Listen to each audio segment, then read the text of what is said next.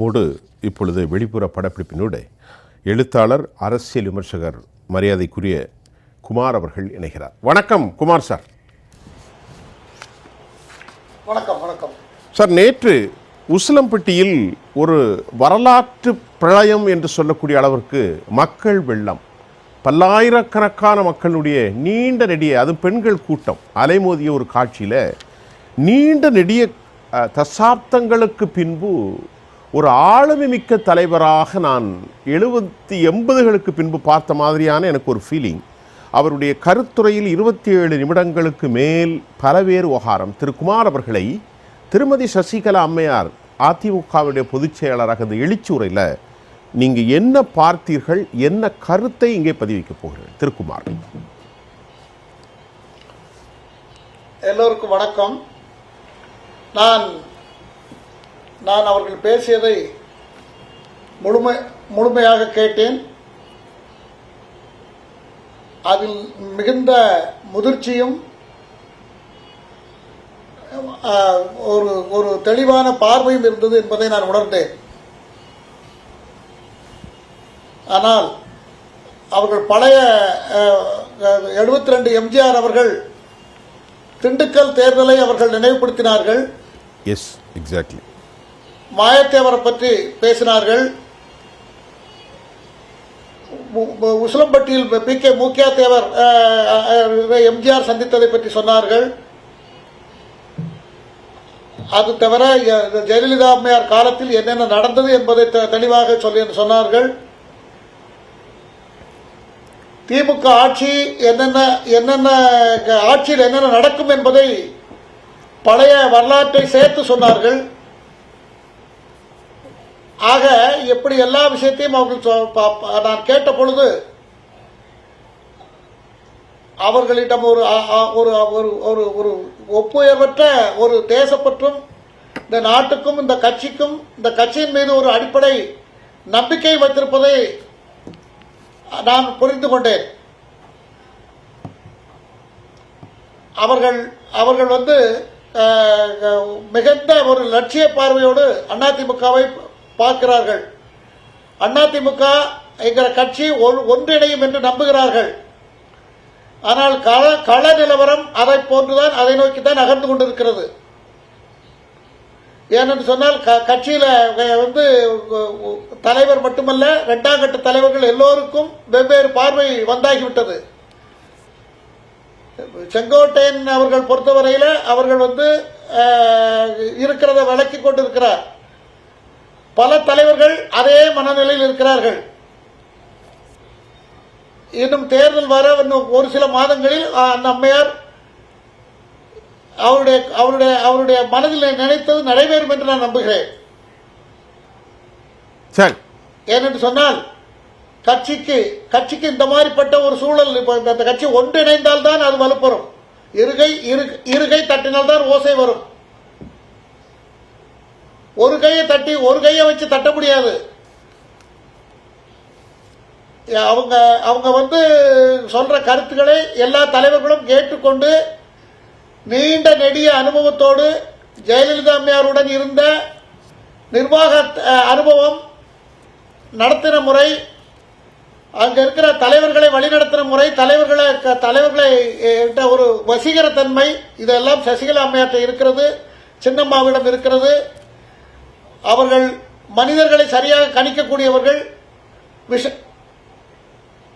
எனக்கு யாருமே இல்லை, நீங்கள் தான் எனக்கு எல்லாமே அப்படி என்று உசிலம்பட்டி மக்களிடம் அவர்கள் வேண்டுகோள் வைத்திருக்கின்ற அந்த சமயத்தில் கரவொலி எழுப்பினதை பார்த்தீர்கள் என்று சொன்னால் ஏகப்பட்ட கரவொலி எழுப்பப்பட்டது.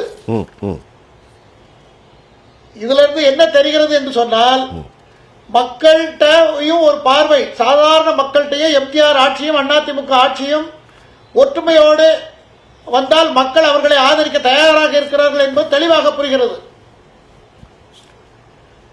ஆகவே நான் இந்த பேச்சு, இந்த 77வது ஜெயலலிதா அம்மையாருடைய பிறந்த நாள் விழாவில் சின்னம்மா சசிகலா அவர்கள் ஆற்றிய உரை ரொம்ப ஒரு பெரிய தலைவருக்குரிய அந்தஸ்து இருந்தது என்பதை நான் பார்க்கிறேன். நான் உங்களிடத்தில் கேட்பது, வணக்கம். நேற்று சசிகலா அம்மாவுடைய அந்த பேச்சு, வணக்கம், அம்மாவுடைய அந்த பேச்சில் அந்த வரலாற்றை சொன்னார். அதாவது திருமகனார் பொன்முத்துராமலிங்க தேவர் ஐயா அவர்களுடைய அந்த தேசியம் அது குறித்து அவர் பேசினார். அவரை சுட்டி காட்டினார். புரட்சி தலைவர் குறித்து பேசினார். பாண்டியம்மாளுடைய உசிலம்பட்டி வரலாற்றை சொன்னார். மூக்கையா தேவர் அவர்களுடைய நடைமுறைகளை சொன்னார். இப்படியே செல்வி ஜெயலலிதா என்கின்ற நான் என்று இந்த குரல் எப்போதெல்லாம் ஒலிக்கின்றதோ தமிழ்நாடு பாதுகாப்பு என்று சொன்னார். என்னை பொறுத்தவரை இது ஒரு அரசியல் மாற்றத்தை ஏற்படுத்தக்கூடிய, ஒரு புதிய எழுச்சியை ஏற்படுத்தக்கூடிய ஒரு கூட்டமாக நான் அவதானிக்கின்றேன். என்னை விட அதிக புரிதல் உண்டு உங்களுக்கு. நீங்கள் சொல்லுங்கள், எப்படி பார்க்கின்றீர்கள் நேற்றைய கூட்டத்தில்? Very sure. நீங்கள் சொன்னது நான் அப்படியே நான் அதை அவங்க என்னாலும் பேசுறதை விட இன்னைக்கு நேற்று அவங்க பேசுறது அது ரொம்ப உணர்ச்சி பூர்வமாக இருந்தது, மிக சரியாக இருந்தது. ஒரு அந்த காலத்தில் உள்ள தலைவர்கள் பேசுனது கேட்டது போல இருந்தது. மக்களுக்கு எளிமையாக புரியக்கூடிய வகையில் எம்ஜிஆர்னா யாரு, ஜெயலலிதா யாரு, இந்த கட்சி என்ன சார் பண்ணினது, இந்த கட்சி ஆட்சியில் இருக்கும் பொழுது இவர்கள் இருவரும் ஆட்சி காலத்தில் மக்களுக்கு என்னென்ன பயன், அத்தனை விஷயத்தையும் எளிமையான முறையில் சாதாரண கிராம மக்கள் புரியக்கூடிய வகையில் நிறுத்தி நிதானமாக பேசினார்கள், கையில எந்த குறிப்பும் இல்லாமல். அதுதான் அதுல பெரிய விசேஷம். ஒருத்தருக்கு குறிப்பு இல்லாம பேசுற வருதுனாலே அவங்களுக்கு ஆர்வம் இருந்தா தான் வரும்.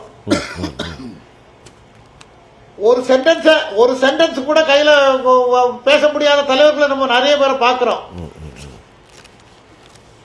காலையில் என்ன சாப்பிட்டா, மத்தியானம் என்ன சாப்பிட்டா, நைட் என்ன சாப்பிட போறோம்னு சொல்றதை கூட எழுதி வச்சு படிக்கணுங்கிற நிலைமையில இன்னைக்கு லட்சணம் இருக்கு, அரசியல் லட்சணம். அந்த வகையில அந்த அம்மையாருடைய ஆர்வத்தையும் அவர்கள் இப்ப இதுக்கெல்லாம் கஷ்டப்படணும்னு அவசியம் இல்லை. அவங்களுக்கு எந்த விதமான, அவங்க ராஜா மகாராணி போல இருக்கலாம். ஆனாலும் எம்ஜிஆர் ஆரம்பித்த அந்த அதிமுக, ஜெயலலிதா அவர்கள் வழிநடத்திய அந்த அதிமுக, அது மீண்டும் எம்ஜிஆருடைய கனவு, ஜெயலலிதா கனவை நனவாக்க வேண்டும் என்றால் கட்சியினுடைய அனைத்து தரப்பினரும் ஒன்று சேர்ந்து கட்சியை தூக்கி நிறுத்தி மக்களுடைய ஆதரவை பெற்று மீண்டும் மக்களுக்கு சேவை செய்ய வேண்டும், ஆட்சி புரிய வேண்டும் என்கிற ஆவா அவர்களிடம் இருந்ததை நான் பார்த்தேன். அந்த வகையில் நான் அவர்களை மனமாற பாராட்டுகிறேன். எஃபர்ட்ஸ் நெவர் ஃபெயில் என்று ஆங்கிலத்தில் சொல்வார்கள், முயற்சி திருவினையாக்கும் என்று. திரு குமார், அந்த முயற்சியை அவர்கள் செய்து கொண்டிருக்கிறார்கள். இல்லை, இப்பொழுது நான் என்ன கேட்கிறேன் என்றால், இன்றைக்கு அதிமுகவுடைய நிலை நான் சொல்லவில்லை.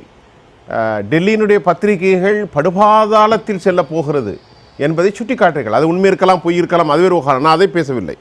ஆனாலும் ஒரு ஆளுமையற்ற ஒரு நிலையிலே அந்த கட்சியினுடைய பயணம் இருக்கின்ற போது இந்த 26 அதிமுக கண்டிப்பாக காக்கப்பட வேண்டும் என்று மாற்று முகாம்கள் இருப்பவர்கள் கூட ஒரு எண்ணக்கூடிய ஒரு எண்ணத்திற்கு அந்த கட்சியை கொண்டு விட்டிருக்கிறார்கள். ஆக நேற்றைய அந்த கூட்டத்தினுடைய எழுச்சி மிக்க உரையும் ஒரு ஆளுமை மிக்க உரையும் பெரும் ஆயிரக்கணக்கான மக்கள் கூட்டமும் தமிழகத்தை தாண்டி ஒட்டுமொத்த தேசிய அரசியலுக்கு ஒரு செய்தி என்று எடுத்துக்கொள்ளலாம். கண்டிப்பா கண்டிப்பா. ஏன்னா ஆர்வம், அரசியல் வாழ்க்கையில ஆர்வமும் துடிப்பும் மிக அவசியம். மக்கள்கிட்ட அந்த அம்மா பேசும் பொழுது நான் அவர்கள்ட்ட கண்டுபிடித்தது என்னவென்று சொன்னால், அவர்கள் ஆர்வத்தை வெளிப்படுத்தி இருக்கிறார்கள். அவருக்குரிய சக்தி அவர்களிடம் இருக்கிறது. எல்லாரும் கனவு காணலாம், ஆனால் சாதிக்க முடியாது. ஆனால் சசிகலா அவர்கள் 30 வருஷமாக ஜெயலலிதா அவரோடு பயணித்து ஆட்சி அதிகாரம், நிர்வாகம், சொல்வதை செய்து முடித்த சாதனை, இதையெல்லாம் அவர்கள் நடத்தி இருக்கிற ஒரு பொறுப்பு அவர்கள்ட்ட இருந்ததால் அவர்கள் இத்தனை அனுபவ ரீதியான செயல்படுத்திய அத்தனை விஷயத்தையும் மனதில் அடக்கிக் கொண்டு இந்த கட்சியை மீண்டும் கொண்டு வர வேண்டும் என்று நினைக்கிறார். நீங்கள் உசிலம்பட்டியில் பேசினதில் இன்னொரு 2 விஷயத்தை நீங்கள் பசும்பன் முத்துராமலிங்க தேவர் அவர்களை அவருடைய தேசியமும் தெய்வீகமும் என் 2 கண்கள் என்று சொன்னார்கள் என்று சொல்லும் பொழுது விண்ணை எட்டிய அளவுக்கு அங்கு கரகோஷம் எழுந்தது. அந்த மக்கள் அந்த மக்கள் அந்த மாதிரி மதுரை மாவட்டமா இருந்தாலும் சரி, தஞ்சை மாவட்டமா இருந்தாலும் சரி, திருநெல்வேலி மாவட்டமா இருந்தாலும் சரி, ராமநாதபுரம் மாவட்டமா இருந்தாலும் சரி, சிவகங்கையா இருந்தாலும் சரி, அந்த ஆட்சியை, அந்த அதிமுக ஆட்சியை அவர்கள் சொந்த ஆட்சி போல நினைத்துக் கொண்டிருக்கக்கூடிய மக்கள், பெரும்பகுதி மக்கள் அங்கே இருக்கிறார்கள். அந்த எண்ண ஓட்டத்தை எந்த கட்சியும் ஓவர்லுக் பண்ணி தமிழ்நாட்டில் ஆட்சியை நிறுவ முடியாது. ஆகவே நான் என்ன சொல்லுகிறேன் என்று சொன்னால், திரு எடப்பாடி பழனிசாமி அவர்களுக்கு இதில் சொல்ல வேண்டிய மெசேஜ் என்ன என்று சொன்னால், நீங்கள் அதிமுக என்கிற கட்சியை நீங்கள் ஆரம்பிக்கவில்லை. அந்த கட்சி ஒரு மகத்தான மனிதர், ஒரு மாபெரும் தலைவர் ஆரம்பித்த ஒரு இயக்கம். அவர் சொந்த சொத்துக்களை தாரை வார்த்து அந்த அவர் கட்சியை நிர்வகிய இயக்கம். அவர் எல்லா மக்களுக்காகவும் அந்த கட்சியை ஆரம்பித்தார். அதை நீங்கள் நான் அவலட்சணமாக இது சொல்ல விரும்பவில்லை. அந்த கட்சி எந்நாளும் இருக்க வேண்டும். அந்த கட்சியை நம்பி இருக்கிற தொண்டர்கள், நிர்வாகிகள் அவர்கள் அப்படியே இருக்க வேண்டும். நாட்டுக்கு சேவை செய்ய வேண்டும் என்கிற எண்ணத்தை மட்டும் நீங்கள் பார்க்க வேண்டும். கட்சியில் இருக்கிற அனைவரும் அவர் வேண்டாம், இவர் வேண்டாம், யார் வேண்டாம், நான் மட்டும்தான் தலைமையில் இருப்பேன் என்கிற ஆணவம் இருந்தால் அது நீங்கள் ஒரு நாளும் ஈடேற முடியாது என்பது என்னுடைய தாழ்மையான வேண்டுகோள். நீங்கள் தயவு செய்து உங்கள் சசிகலா அம்மையார் சொல்வதை கேட்டுக்கொண்டு நீங்கள் நல்ல முடிவை மேற்கொள்ள வேண்டும் என்று நான் பணிவோடு வேண்டுகோள் வைக்கிறேன். நன்றி.